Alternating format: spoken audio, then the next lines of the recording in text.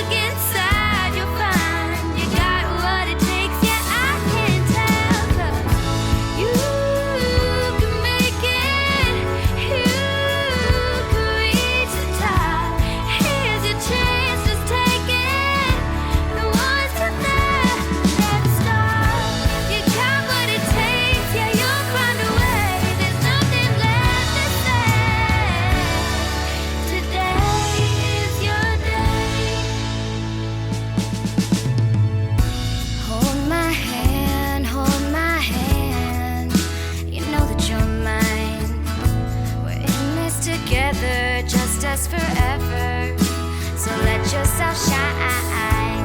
Every time you feel you're down on yourself,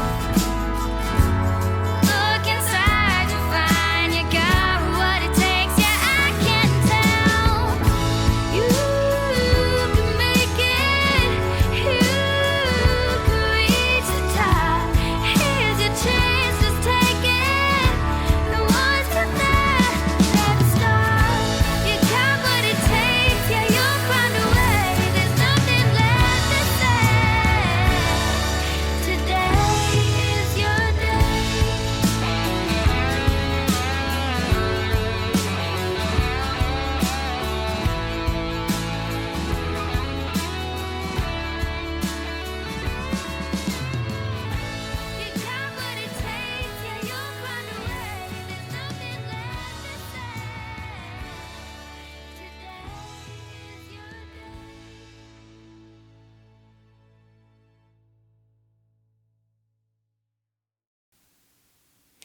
Today is your day on today's Autistic Moment, a podcast for autistic adults by an autistic adult, where autistic adults are distinguished by using our voices and special qualities to inform and celebrate neurodiversity.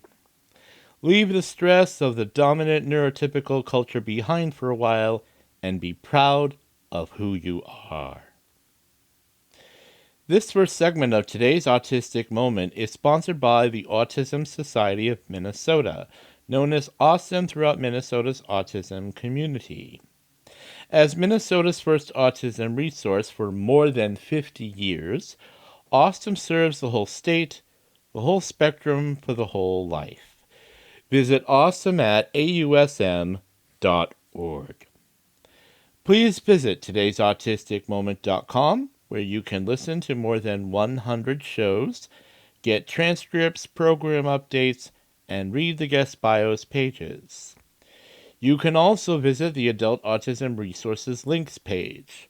Please visit the Future Shows page to read the titles, guests, and descriptions of all the shows in 2025. The transcripts are sponsored by Minnesota Independence College and Community. There is a link provided to get access to a document form of the transcript without the purple-colored background so that you can print it without using up the ink on your printer. The written document has a font that is accessible for dyslexics. There are additional transcripts available in Spanish, German, French, and Chinese Simplified. Please follow today's Autistic Moment on Facebook, Instagram, LinkedIn, and Blue Sky. If you follow today's Autistic Moment on Instagram, please follow us on Threads. Join today's Autistic Moment community group page on Facebook for conversations and updates. Please subscribe to the YouTube channel at Today's Autistic Moment to watch Autistic Voices Roundtable discussions. Earlier this week, the administration announced that it supports the nonsense that autism is caused by vaccines and acetaminophen. Once again, autistic people have been portrayed as a worst-case scenario that invalidates our right to exist. Dr. Scott Farsard, in a Facebook post, Live Life Authentically, wrote, "When society refuses to accept autistic people as they are, it does not stop them from being autistic. It just stops them from feeling safe." Matthew Lawrence, the #ActuallyAutistic coach, wrote, "The hunt for a cause is just the hunt for someone to blame, and blame only makes sense if you think being autistic is bad." Becca Laurie Hector wrote, "Tylenol acetaminophen doesn't cause autism. Vaccines don't cause autism. Autistics have always been here, and we're not going anywhere. More importantly, being autistic isn't less than being part of the neuromajority. In fact, many autistics even like who they are because they are autistic." I want to say something to the mothers who have autistic children. You did not make a mistake when you took any brand of acetaminophen while you were pregnant. You should not feel guilty that you had your child vaccinated to protect them from the measles. You should be very proud of your autistic child regardless of their age. To the autistics out there who are listening to me, you are not a mistake. You are not sick, defected, or a deficit. You are an autistic person who is wonderfully made to be who you are. The administration are not the experts about autism. Scientists, pseudoscience, and researchers are not the experts about autistic people. Autistic people are the experts. Autism is an innate characteristic of autistic people. The best cure for the problems autistic people face is for society to accept us as we are and work for a greater inclusion of autistic people in all of the intersectional identities that make up the diversity of autistic individuals. If you are autistic and you are angry or frightened by the news on September 22nd, we totally understand and support your feelings. We encourage you to energize yourself to be proud of who you are. You owe it to yourself to appreciate all that being autistic allows you to be and do. When you accept yourself as you are and live into who you are, you show just how wrong the stigma of autistic people is. Bring the best of your autistic self forward and enjoy it for all it is worth. Don't just talk about autistic people. Listen to autistic people tell you what we have to say. After all of that, today's topic could not be more needed. After the first commercial break, we will welcome Dr. Adam Hazlett to talk about Autistic Joy.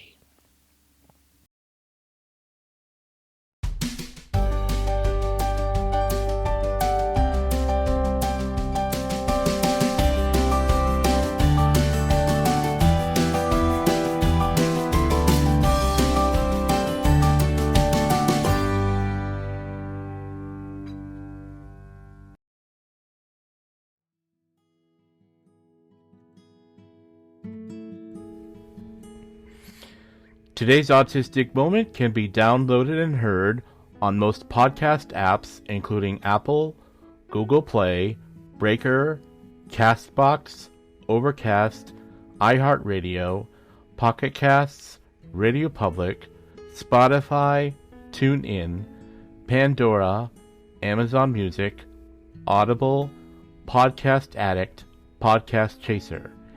If you are looking for the transcripts, go to todaysautisticmoment.com, click on the episode you want to listen to, and follow the directions to find the transcripts. Thank you for listening to today's Autistic Moment.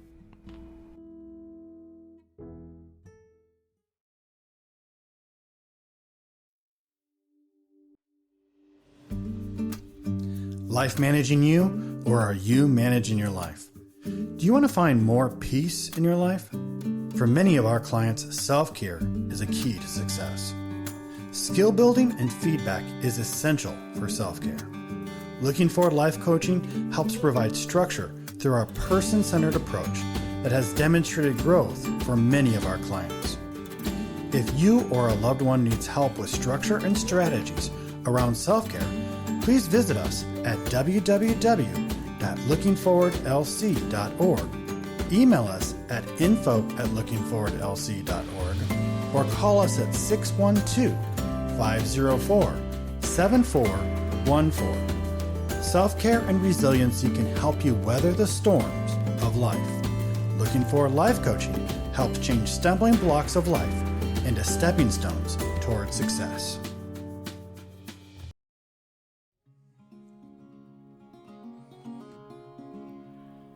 Autistic adults aren't getting the support we need. It affects our health, our income, financial stability, and our ability to live independently. ITI Assistive Technologies is changing that. This autistic-led team has created Decide, with tools built for neurodivergent minds. One lets users quickly pick from custom lists based on their energy level. The other guides them through big decisions using simple agree-disagree statements that match their values. Visit itiassist.com/decide for more information about downloading the app to get all features for just $5 a month.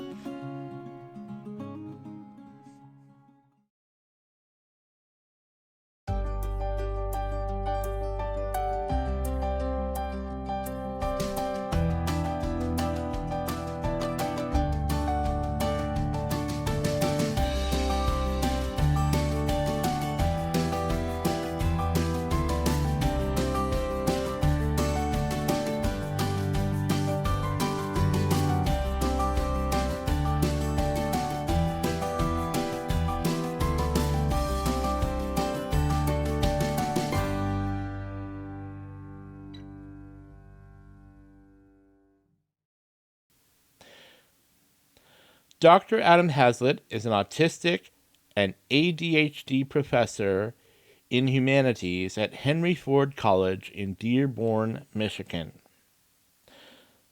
Dr. Hazlett is a writer and advocate for micro-accommodations, universal design, and neuro-affirming education. Dr. Hazlett holds a Doctor of Arts in Humanities in 2016, along with graduate and professional certificates in Disability, Inclusion, and Equitable Design 2022, and Neurodiversity 2024. Dr. Hazlett's scholarship has appeared in both the Detroit News and national academic publications and leads a public-facing project, Nachos, the neuro-affirming conversation hour for outreach and support. In addition, Dr. Hazlett serves as the Public Relations Director for Self Advocates of Michigan. Please join me in welcoming Dr. Adam Hazlett. Dr. Adam Hazlett, thank you so much for being on this episode of today's Autistic Moment. This is our first opportunity to talk with you. Thank you so much for being here. And thank you for having me. Thank you. Yeah, I understand we have a common friend in Carol Jane Whittington. Yes, we do. Yes, we do. An Yeah, amazing human. very much so. Very much so. I couldn't agree more. Yeah, the first time we got to sit down for a one-on-one, I told her as we were leaving the conversation, and she said, "I want to ask you a question." And I thought it was going to be one of these, kind of ending conversation questions, like when can we, meet up again? And it was like it was like this philosophical hand grenade, right, of a question that just and I teach philosophy, and I just was like, wow, you are quite a human, right? I mean, Oh, like definitely. they write books about you. Yeah. Yeah. Absolutely. Absolutely. All right. Well, this topic is autistic joy. We are so due for that moment of setting aside the challenges of our times and all that's going on to talk about autistic joy.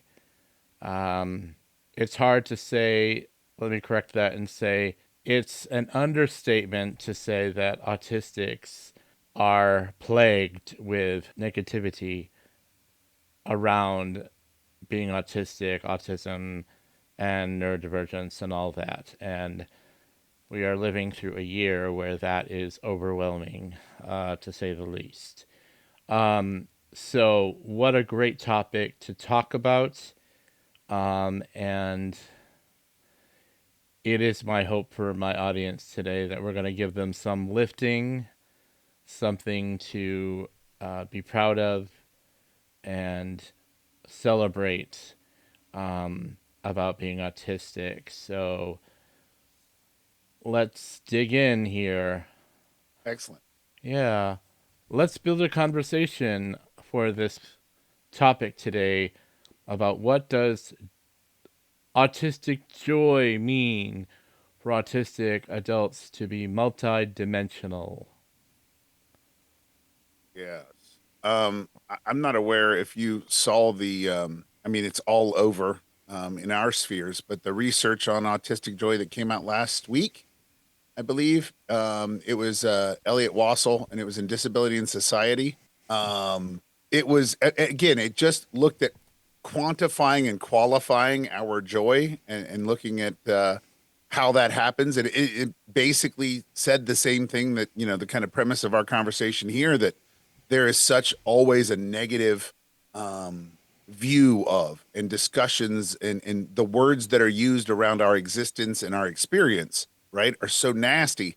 And it looked at the experience of autistic joy, and it found that we are overwhelmingly joyful humans who find solace and joy in lots of things. And I think that one of the biggest things about autistic joy that we need to lean into as autistic humans is defining it for ourselves.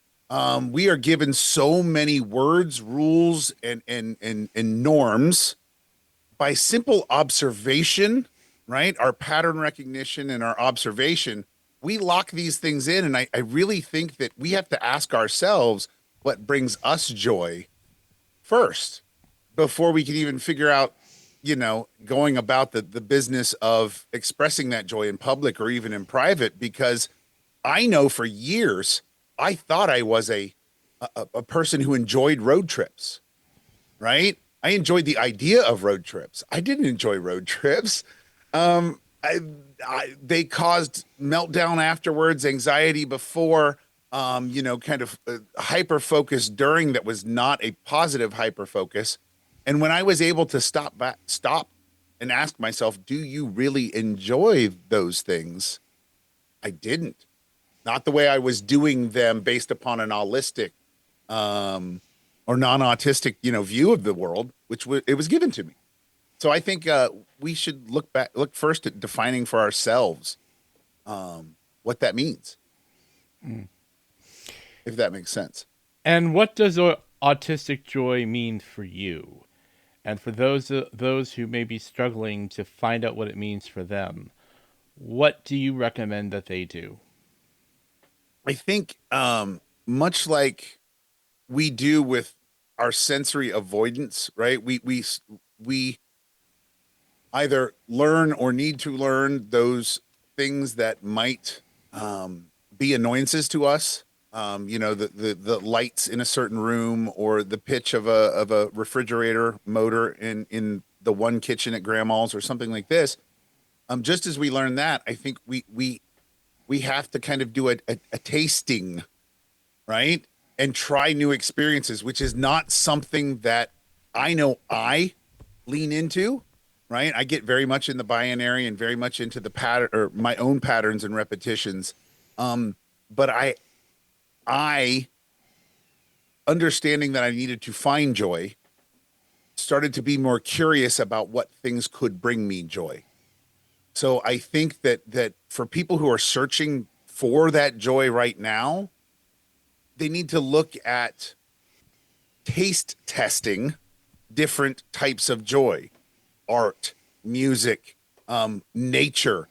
Because I know I grew up in a place where everyone said, "Go out into the woods, go out," and I like the idea and I like being out there, but I don't like getting dirty. So if I can set up an environment where I can go out into the woods, but yet still keep my feet clean, I get the best of all worlds. And I've found that I am joyful in the woods. I'm not joyful in the woods the way in which it's been given to me or presented to me. So I think having that curiosity and that freedom from ourselves to try new things, Yeah. to yeah, because often we're told or we lock in our brains, we define, I'm not a vegetable person or I'm not a person who likes to go to the movies till we try it a different way. And there's so many ways in this world to experience even going to the movies, right? From drive-in to private screenings, that I think we can lean into as autistic humans. Just having some curiosity. Yeah, and last month, Carol Jean Whittington and I hosted a self care episode with Michelle Markman, who gave a splendid piece of advice. And that is, if you're unable to find something in the present moment that you enjoy, you might want to take a journey back into some things you once enjoyed in your younger years that other people told you you shouldn't be enjoying that right now. Because we're so conditioned to believe them. Oh, you're not supposed to enjoy Legos. You're not supposed to have fun with, or enjoy those shows that you saw all the time. Well, now, of course, we have DVDs, we have online streaming of shows that were many, many years ago. And this is one of those things that I have been finding some great joy in. I watched a documentary about MASH, the show. And Mm-hmm. to be honest with you, when it was on every day and when I used to see it on UFH channels, for those who don't know what that means, um, it's the old channels from before there was cable that they always used to put the the repeats on those channels every day, so you'd have something to watch. Well, I watched a documentary about Nash, and now I'm binge watching the show, and I love it. Okay, So it might be something that you once enjoyed, and just go back to it, indulge in it, and find joy in it, or maybe there was something you weren't so interested in but wanted to find out. Yes. That's a great way to find some joy that you might be missing right now. Go ahead and comment on that.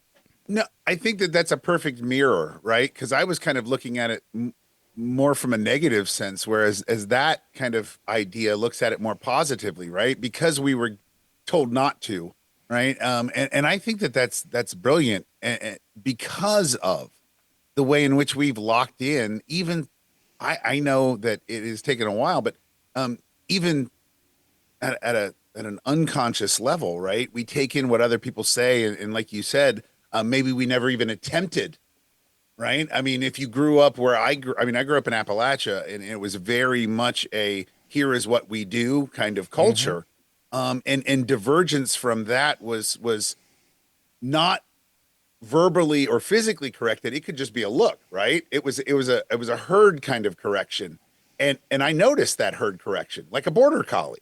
Right. I see the herd going, so I'm going to get over with the herd before the herd does. And so I think that's brilliant, and it really is. Um, it begs that question again of why we why we let them define it for us. And then it made sense. Mm. But now, why do we continue? And there is so much power, positive power in nostalgia, and especially um, in the human brain in general. Right. But there's so much power in that memory and that nostalgia uh, for positive even growth here for the future. Right. So the past does have a key. I Yeah. agree with that wholeheartedly. Yeah. Absolutely. And maybe you didn't have the chance to collect some things that you wanted to collect. Sometimes you can find those, sometimes you can't, but there's nothing wrong with going back and enjoying them. Maybe you want to journal about them, or or journal about what it was that you found some joy in it. How did it, when you watched it or when you saw it, what feelings did you get? And allow yourselves to have those fun feelings, those things that really made you fall in love with whatever it is. I mean, um, you know, there's a reason those special interests mean so much to you. And, you know, um, I heard someone once say that they thought that one of the great parts about being autistic is that nobody finds as much joy or as much meaning in whatever your special interest is the way you do. And that's a good thing, right? Right. Right. I think so. Yeah. We've, you know, and and I know it's hard, especially if you're late identified, because you've got so much of your life to really work through. Hmm. Well, one of the things that can be helpful is if you ask yourself, I really enjoyed something, whatever it was, collecting dolls, or watching a favorite show, or um, indulging in an art or music or whatever, and revisiting those things and just putting aside all those um, negative messages you were told, and just enjoy whatever it is all over again. And I mean, I talk about joy in my curriculum work, and in my other work. I talk about joy as kind of the last perfect and important piece of the kind of puzzle. And I focus on the J in joy, and I tell people that part of that J is just being present. Right. Because in order to, if because even if you're indulging in a past joy, you can't emotionally perseverate into the past. You can't start to be anxious about the future. You have to be in that moment in order to feel that joy. and Right. and and so to allow yourself to melt away from other people's gaze, or even from your own internal judgment and gaze. I think that's so very important to embracing that joy and getting into that flow state, right? That Right. we so many of us find joyful. Right. Absolutely. You know, and and some of those things, that even your sensory processing can also be a key. You like quiet spaces. You like spaces with all sorts of things, maybe your favorite collections in them. Or maybe you are somebody who really liked climbing things. That was your sensory input. That was when you were sensory seeking, or whatever that was. I mean, that one of those things that forever comes to my mind is that we've been taught by the Autistic Society to, don't make such a big deal out of feeling cold, or you made too much of a deal about that shirt I bought you that was uncomfortable. And really what was happening is that your body was telling you correctly, this is not working for me. Mm-hmm. And so we've internalized that message that there's something wrong when I need something that makes me comfortable, or I need something that gives me that joy, that gives me that energy that you need. And so, you know, um, you know, part of your discovering your autistic strengths, if you will, is by um, listening to your sensory processing telling you when something is right, and being attentive to what, if your sensory processing is saying, this is not fitting me right now. Um, you know, I, I think what we need to say, very particularly, is that your autism can already bring you joy. It's just a matter of getting past those negative messages, even the negative messages we are hearing ad nauseum today, um, and just learning to look at yourself, looking at how being autistic isn't only okay, it's wonderful to be autistic. Uh, you couldn't have said. I mean, honestly, it is integral, right? I mean, Right, the way in which I hear music, I know is different from other people because when I ask and I sing back a part and I'm like listening with my partner and I say, "Do you hear that? Do you hear that drum or do you hear that?" And no, no. And we'll listen to it again and she'll put on the headphones and I know that it's my ear and it's the pattern and I'm like, "Wow, she doesn't get to get that little feeling in her stomach when she hears right. that song."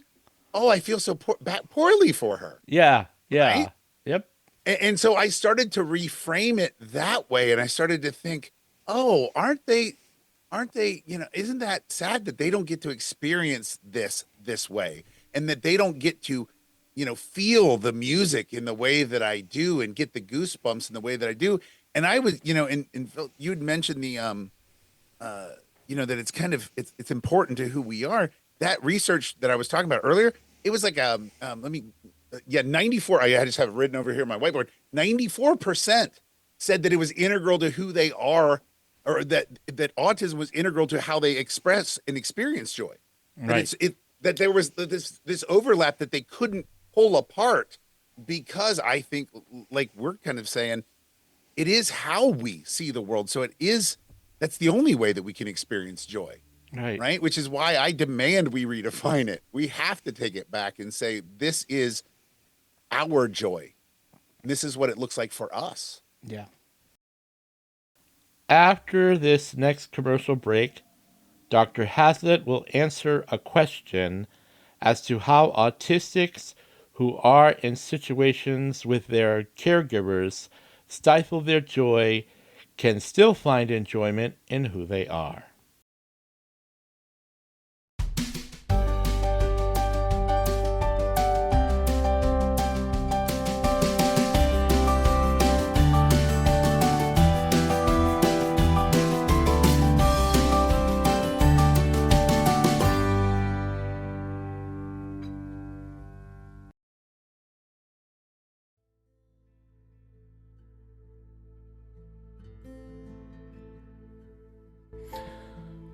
Support for today's Autistic Moment comes from Best Care Home Care Agency.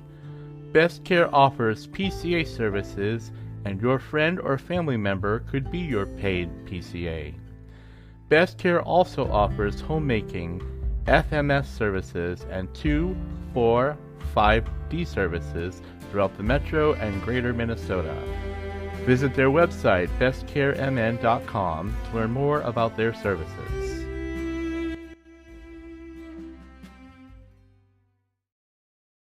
MICC provides transformative education and training for autistic and neurodivergent adults to live independently, work purposefully, and thrive in community.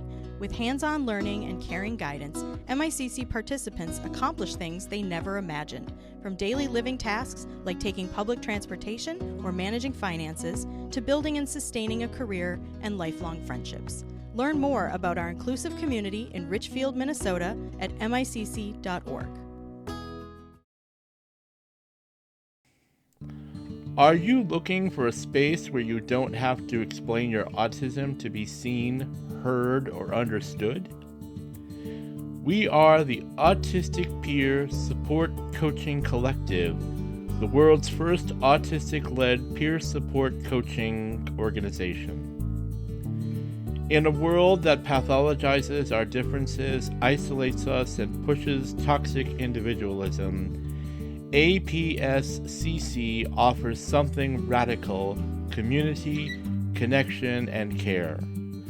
Our coaches are all autistic adults, trained professionals, supporting our fellow autistics with tools for advocacy, regulation, and everyday thriving. We know how hard it is right now. Stigma, burnout, misinformation, it's everywhere. But you don't have to face it alone. Peer support is not just helpful, it's necessary. Community is not a luxury, it's how we survive. Showing up in our full autistic selves with our stims, our sensitivities, and our joy is an act of resistance. In a world that tells us to hide or disappear, we choose to be visible together. You'll find one-on-one coaching, free support groups, educational workshops, and more, all rooted in the neurodiversity paradigm, built by autistics for autistics. Come be part of something real. Visit autisticcoaches.com. This past week, the autistic community was harmed by news that results in more thwarted belonging. Autistics exist because our brains are unique and contributes to the common good of society in ways that only autistic people can. Now more than ever, the autistic community needs you to step forward through your financial contribution for today's Autistic Moment. Here are some ways you can support today's Autistic Moment. Make a one-time donation through the coffee icon, that's KO-FI icon, when you tap on Support Today's Autistic Moment on todaysautisticmoment.com. Subscribe monthly via Patreon. Purchase items at Today's Autistic Moments logo shop. Share today's Autistic Moment with your family, friends, coworkers, and others through social media and or by telling others about us.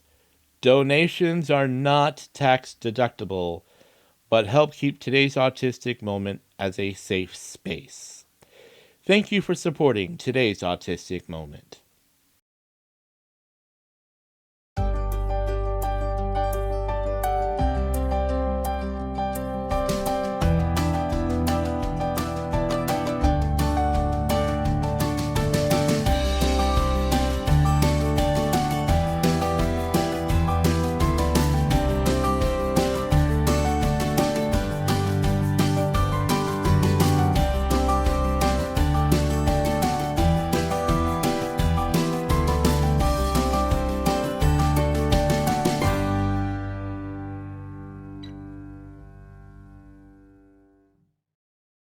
I want to reach into our second question, which is going to be so important, and that is autistics being engaged in autistic joy. And we really were kind of going in this direction. Uh, our intersectional communities are also being uh, attacked and getting so much negativity in the press from all angles here. Um, I have been overwhelmed by what's happening to our autistic trans communities this year. And so, when so many of our identities are experiencing this overwhelming negativity, how do we keep engaged in this in a way that brings us joy? So I think one of the ways in which we engage that community is to make, better yet, schedule time for joy. Mm. When I think back to my mentors who taught me about organizing, taught me about leadership, all of these things, and they were mid 20th century people. So they had worked with Eleanor Roosevelt. They had stood up in the 60s in desegregated schools. They fought for the ERA, those things. They said one of the most important things that we remembered to do, because in the morning, right, we would bury the people that we lost. In the afternoon, we would protest the reasons that we'd lost those people. And at night, we would celebrate all of it.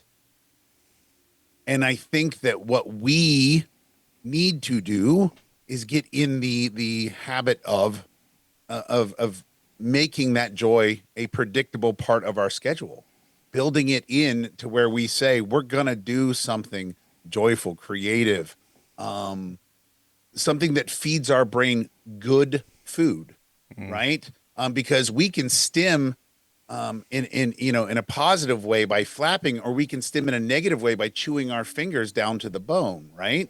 And so I think focusing on and leaning into, and I dare say scheduling joy, Yeah, because it doesn't have to be spontaneous. right. I'm going to throw my curveball question here for you because as you're talking, and I love what you're saying, let's say you happen to be in the same household with someone who is your caregiver. You don't really have the financial Mm-hmm. resources to move out or find someone else who will positively look after yourself.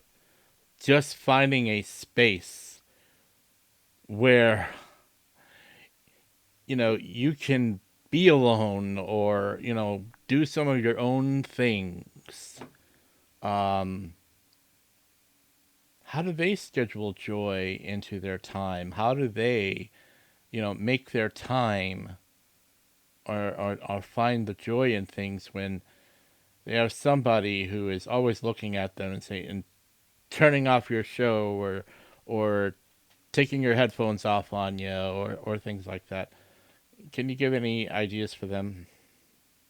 Well, I mean, one, I would remind people that, and this is maybe not strictly for the people that are in that situation, but everyone, is that digital spaces are real spaces too, Right. right? So I think a lot of people learned that a couple years ago, but have forgotten it. Um, I think that in those situations, um, it is, and I'm trying to figure out a way. I think that it is. It's a disconnection from joy from both parties. And again, I'm not concerned particularly about the joy in this conversation of the caregiver, but we know that it's integral to the reciprocation of that and the resonance of that. Because even if I'm joyful, if even if I'm in that flow state and I'm vibing off of the emotions of others, that can pull me out of that, right? So in those situations, I think that's where that's and I know the hard conversations, because those conversations sometimes have power related. to them, power over one's person, power over one's legality, and all of these other things. But I really think that that is also where a conversation or communication between that person and that caregiver about even their joy could maybe start to build a bridge, maybe start. That is such, because when you throw in that X factor of that caregiver and that other human, right? When we have a hard time even understanding ourselves, and then that other person obviously doesn't understand us, we don't understand why they don't understand us. Right. Um, Yeah. yeah, compiles it Yeah. to, and that's a heck of a curveball. It is, but right now there are people who you know might be non-speaking, whatever it is, so they're feeling like they're at a disadvantage, and I don't want to say that they are and offend anybody, but it can feel that way. And we're in a time right now where the dominating cultures have gained a lot of power that they shouldn't have in the first place. Mm-hmm. And so, really working through these times and being in that situation where nobody's listening to you, nobody's answering you in a way that is rational, which is part of the problem. Mm-hmm. Um, you know, you know, it's difficult. And let me remind everybody that when someone is irrational, they can't exactly hear their truth when you're talking or when you're listening, because someone who is irrational can't hear you. They can't reply in a way that is going to be constructive. So, as best as possible, it's important to put yourself in a place where you can deal with yourself. And that's one of those places you find some joy. Sometimes it really does involve, as best you can, finding a space that they simply cannot cross, you know. And one of the things that you can do, absolutely can do, is start making your boundaries and making those boundaries very specific. Um, you know, I mean, I came from a household where everybody was pretty irrational, and believe me, it leaves a lot of trauma in people's minds, and it's difficult to work past. But even sometimes in a situation like that, you can find at least one or two spaces where you're kind of left on your own devices to do what you feel you have to do. Um, so I feel like we owe it to the audience that just heard this question. You deserve a better answer in many ways than what we're giving you. But we also believe that there is somewhere that you can put yourself so that you remain the rational one, even though the other is completely irrational. Okay? You cannot force someone who is irrational to be rational. They have to come to that space themselves. So, you're free to add to anything of that sort if I you just wish. I just find it funny that or not funny. I find it kind of sad that we, right, again, are always, it's impressed upon us to control ourselves and lower our voices and control this and don't think that way and don't act that way and don't react this way. But yet the more I learn how to deal with my own, right, dysregulation, the amount I see in other people, and I just, like you said, they are all irrational, and Yeah. it's got me a little head shy about going out in public is so much, but it really is like I start to notice. I'm like, wow, and so it really is. It is important, I think, like you said, to focus on where we can go Right. even if it's, even if it's places that, aren't, physical, even where we can go, to find that solace while the irrationality happens. Right. Yeah. You know, Mm. sometimes it could be some square breathing, the kind of breathing where you just sort of draw a little box someplace and you breathe in some air for 5 seconds, you hold it for 5 seconds, you let it out for the next 5 seconds, and then you sit there for 5 seconds and then you start it over. That can relieve a lot of anxiety and basically change the oxygen inside yourself so that you can again sort of come back to your space where you can be rational with yourself. And sometimes, you know when the irrational one is speaking, sometimes you just might have to do it on your own in that space. Close your eyes and, you know here's one tip I've learned. I've noticed sometimes if somebody's really being irrational with me, if I close my eyes and I just breathe in some deep air and just, I'm not even listening to that person anymore. Sometimes that person will just give up and stop talking. And that's exactly what you want them to do. You know, Right. you want them to stop talking, you want them to stop nagging. Sometimes if they feel like you're not even hearing them, they'll give up. Okay? Yeah, you go to another place, right? And Right. they see that, and then yeah, the Yeah. futility of their irrationality. you know and how you find joy in a situation like that is just being in that space where you're with yourself, eyes closed or thoughts somewhere else, and just indulge in that thought and make yourself happy. And at that point, don't even worry about the other right at that point. And Just be. you know yeah, these are just because of the times we're living in, and they're not simple. And by all means, there is no perfect solution, unfortunately.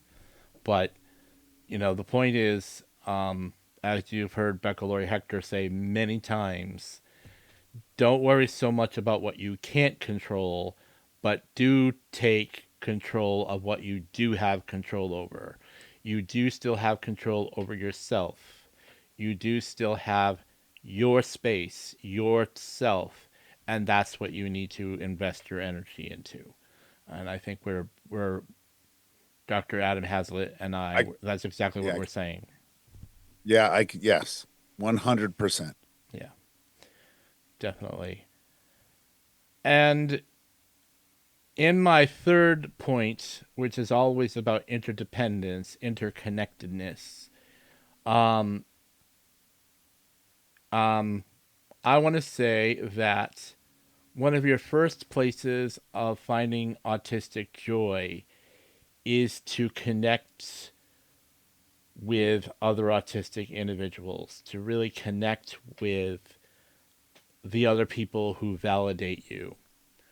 I'm going to let Adam answer, but I want to say I'd like you all to know that over the past 5 years that I've been hosting today's autistic moment, my joy in this is from the amazing autistic people and our professionals who support us, truly support us. This gives me such joy. It gives me so much power to really take care of myself in other ways. And that's why for today's autistic moment, I put the autistic voices first. Okay, because we know that with all the stuff we're hearing right now, it's the other autistics who can bring us relief. Because hearing it from another autistic person, hey, I've been in your situation and this is what I did. This is what I do now. And having someone to tell your story to, and someone who's going to validate you, you know, this is where your interdependence goes. And that is one of those things, like I say, I have interviewed so many amazing autistic adults, and whatever they're meaning to my audience, it means just as much to me because, you know, I have my life that I live, and some days I have my good days and bad days. But listening to other autistics talk like they do, it really makes a difference for me. And I'm sure that Dr. Adam Hazlett can say the same thing. I completely agree. Knowing that I am not alone in in my aloneness, right? Not in in my kind of autistic solitude, which I don't think is, I don't look at that as a negative thing, right? Because solitude was something that was told to me as a negative thing, right? Just as we've been saying today. So I think that yes, I completely agree that the idea is connection and reconnection, really. Yeah, yeah, Yeah. yeah, Yeah, reconnecting. I mean, with us, with right, ourselves. right. I want to talk about that word solitude for a moment. Some of you in my audience have heard me say I am a monastic, and that's true. And that's where solitude, I want to put the positive spin on solitude. Saint Moses of the desert. I'm not talking about Moses who led the people of Israel through the sea and all that. I'm talking about a different one. Had a phrase that he used: sit in your cell, and your cell will teach you everything. And what he meant by the word cell physically was his own space, but he's actually talking about your heart. You know, sit in your heart, and your heart will teach you everything. Okay? And the reason the Desert Fathers made their impact is because when you're in the desert, when you're alone in your heart, you are confronted by the truth of who you are. You can't escape it anymore. Okay? That is not a negativity, that's actually a good thing. When you're in that space by yourself, the masks come off, the pretenses come off, everything comes off, and you see yourself as you are. And the thing is, autistics are often in some kind of solitude. The positive side is you get to see yourself as you are and find joy in that existence, as we're talking about. From that can come opportunities to socialize with the autistic community, all of whom are listening to their selves or struggling to listen to yourself, and that's part of the piece too. But oftentimes for us autistics, when we meet the rest of the autistic community, it's our opportunity to actually find some community from the point of our solitude, that point of when we were alone with ourselves. And, you know, you need to be especially patient with yourself as you find joy in the autistic community. One of the things to remember is that there will be some autistics that you just don't do well together, but you will find someone with whom you do. And there is so much autistic joy in just being honest with other autistics and hearing someone say, I have that problem too. That happens to me too. Mm-hmm. Dr. Adam Hazlett, go ahead and talk from your point of No, view. no, no. I was just, yes, I just, yeah, because that resonated with me, because that's kind of what I meant with, not being alone in your solitude, right? Because you you realize that other people have had those solitary experiences, and then there's this collective kind of shared wisdom Yeah. experience, because even though you have come to know yourself in your cell the way you did, and me in my cell the way I did, and someone else in their cell, we still had that experience of going into the cell, even if they look different, and we can share that, that kind of journey together and what we have learned along the way and the different dragons and unicorns and all the other things Mm-hmm. that we've come across. And yeah, it is, it gets me excited about, meeting people, which is something that used to be something that would terrify, right? Mm-hmm. Because as you said, you're not going to find every autistic person that you mesh with. But that's where I go back to that sampling thing. Well, then I got to meet more people. Right. I got to meet more autistic people then, because there's got to be more out there that I do mesh with. Right. After this final commercial break, Dr. Hazlett will talk about the humanities organization he is part of. Today's Autistic Community Bulletin Board will follow.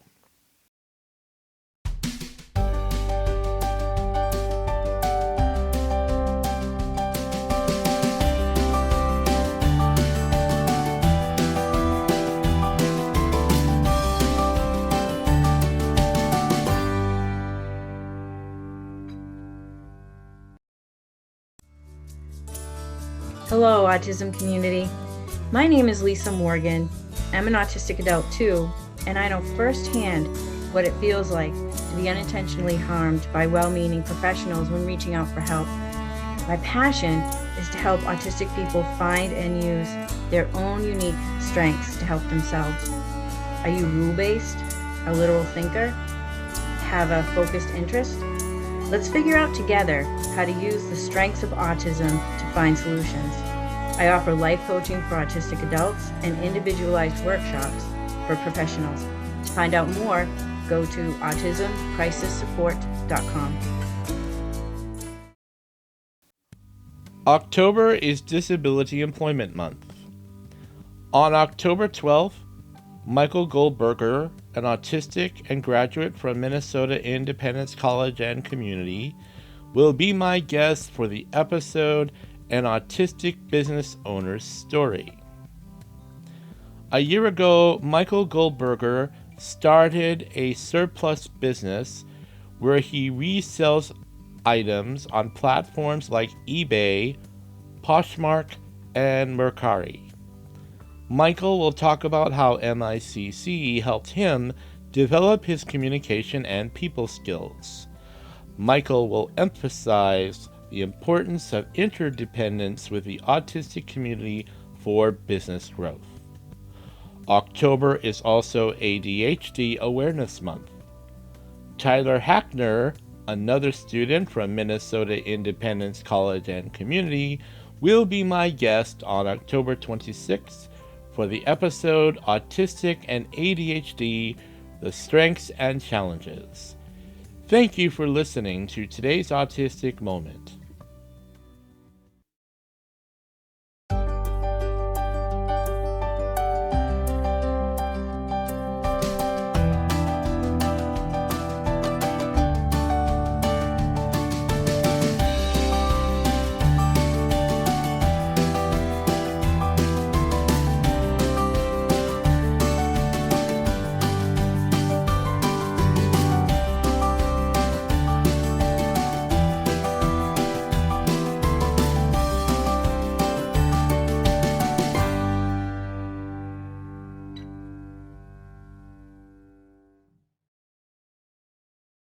Before we wrap this up today, do you have any resources that you would recommend? Websites, books about Autistic Joy that you can recommend to our listeners? Well, as I mentioned before, there was a recent, again, autistic-led research project about Autistic Joy. Again, I always look at research done by us for us, right? And that was in the journal Disability and Society, and it's again just entitled "Experiences of Autistic Joy." But I weekly work on this in my community and with my research, and that can be found at humanities101.org. And at humanities101.org, again, what we work on is application of Autistic Joy in everyday life, making sure that people have a space where they can start to ask themselves what makes me happy, and then unabashedly and without trepidation answer those questions and have the freedom to answer those questions. Because I think it's important, again, as we mentioned, simply to provide the space for that to happen. So, Would you repeat um, that? Repeat that website again? yes, that is humanities101.org. So it's HUMANITIES 101.org. And that's basically just a nonprofit that I started, again, kind of to protect intellectual property and my own, kind of ideas and experiences, but as a way to kind of codify curriculum design work and communicate these messages that are all out there, but to communicate them to the academic community. Because again, one of those silos that don't listen to us but talk about us a lot. Humanities101.org will be included in the Adult Autism Resources links page on today's autisticmoment.com. And you can read more about the work of Dr. Adam Hazlett and also, find some community there and workshops, research, resources, surveys, and so much more that you can find there. So do look for it in the Adult Autism Resources links page, and the link will be available on the transcript itself. Dr. Adam Hazlett, thank you so much for visiting us on today's Autistic Moment. This has been a marvelous conversation that I do believe that our audience will indeed appreciate. So thank you so much for this. Thank you for having me. It was a truly fabulous conversation and a wonderful way to spend my time today. Really, I hope we can do it again. I don't see why not. Okay, yeah. Excellent. But yeah, so definitely. Did you enjoy my interview with Dr. Adam Hazlett? Would you like to listen to the complete interview without the music, the first segment, and no ads? Go to today'sautisticmoment.com, create an account, and subscribe to the new ad-free and complete interview plan. The subscription is only $12 a month or $144 for a whole year. You can listen to the shows from July through this and all future episodes. Look for the logo, Today's Autistic Moment ad-free interviews. Today's Autistic Community Bulletin Board. All these events and many others not mentioned here with their links are available on today'sautisticmoment.com/bulletin board. The Adult Coffee Club for Autistic Adults in Minnesota are held on the second Tuesday of every month, weather permitting, at Dogwood Coffee, located at 2700 University Avenue West, Suite 100 in St. Paul, Minnesota. The zip code for your GPS is 55114. The adult coffee clubs will begin at 4 p.m. to 6 p.m. on October 14th, December 9th, January 13th, February 10th, March 10th. Understanding Autism virtual classes are offered by the Autism Society of Minnesota. The next classes will be on October 12th, 10 to 11 a.m., November 9th, 12 to 1 p.m., December 14th, 6 to 7 p.m., January 12th, 10 to 11 a.m.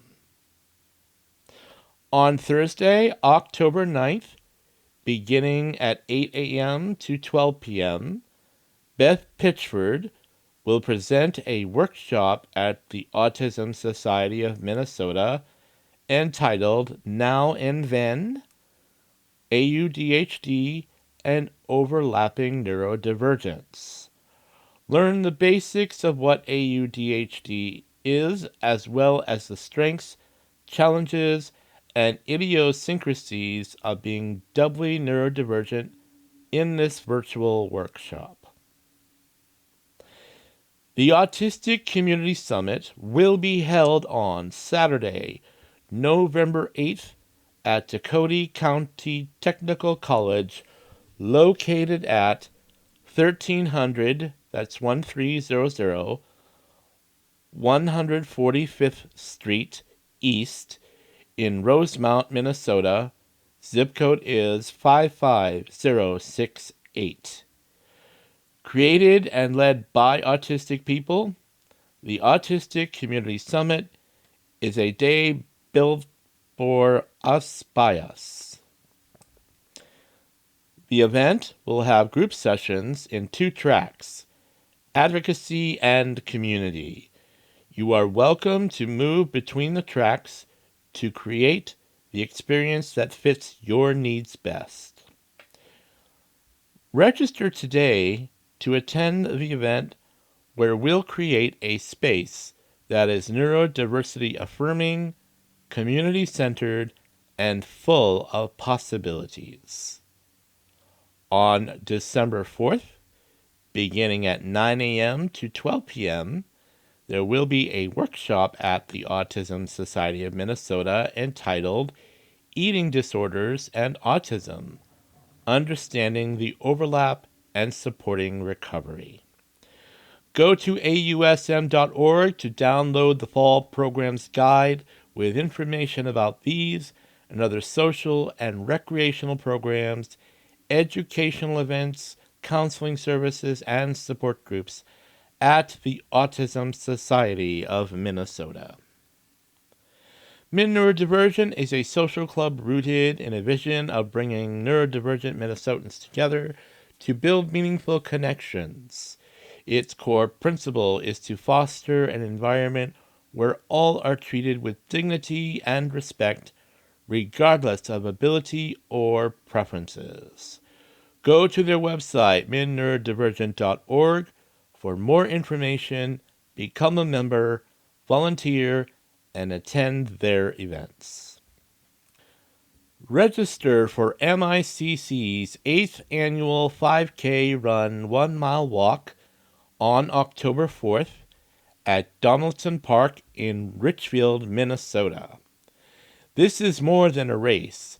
It's a powerful community gathering to support MICC's mission to educate and guide autistic and neurodivergent adults in creating and sustaining the lives they want to live. From competitive runners to casual walkers, enthusiastic cheerleaders to dedicated volunteers, everyone plays a vital part in this family-friendly event. Whether you're racing for a personal best or cheering from the sidelines, your involvement helps amplify autistic and neurodivergent voices, foster acceptance, and support lifelong independence. Bring your friends and families, lace up your sneakers, and be part of this most impactful MICC Independence 5K yet. Learn more and sign up at micc.org. Donaldson Park is located at 7434 Humboldt Avenue South, Richfield, Minnesota 55423. Check-in is at 9 a.m. The race begins at 10 a.m. Regular registration is $40 now through October 2nd. Registration on October 4th is $45. Today's Autistic Moment is here because of the generosity of supporters and sponsors. Go to todaysautisticmoment.com and select Support Today's Autistic Moment to donate. If you have questions about today's Autistic Moment, please send an email to todaysautisticmoment@gmail.com. Thank you for listening to Today's Autistic Moment, a podcast for autistic adults by an autistic adult. May you have an autistically amazing day. All of the guests meet with me on Zoom to record the interviews. The interview transcripts are provided by Otter. The podcast is prepared and edited on WavePad Masters Edition by NCH Software. The podcast is published by Spotify for Podcasters. The music that you hear is licensed to Today's Autistic Moment by PremiumBeat.com.